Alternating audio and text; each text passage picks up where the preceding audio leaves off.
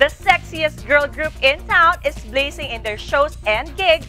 Kabi-kabilang performances ng grupong Eurasia sa iba't ibang venues at eksklusibong nakunan ito ng Anong Ganap, ang kanilang rehearsal sa Viva Studios. Eurasia, Anong Ganap?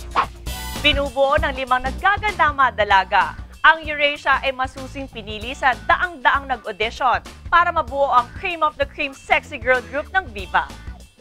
Hi guys! We are Eurasia!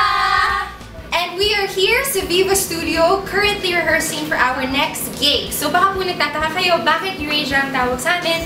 Yun ay dahil lahat po kami mixed races from Europe and Asia. So just like me, my name is Phoebe. Hi po, I'm half British and half Filipino.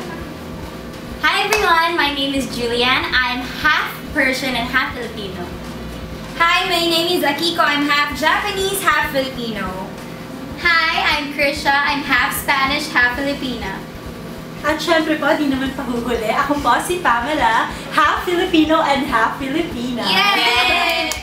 Hindi lang sila basta sexy at maganda. Bawat isa sa kanila ay magaling na singer at dancer. At para lalo pa silang magustuhan ng kanilang audience, wala pa rin silang tigil sa pag-iensayo.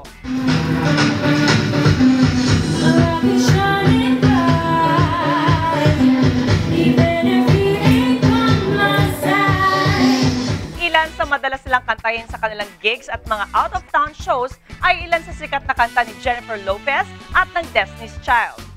Say my name, you acting kinda shady, ain't calling me baby, gotta say my name. So meron din kaming upcoming shows, so please abangan po ninyo yan.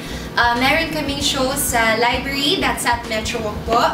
And magkakaroon na rin po kami sa Thunderbird, both sa PowerPoint Union at saka sa Rizal Binangonan. We are Eurasia, we're on fire.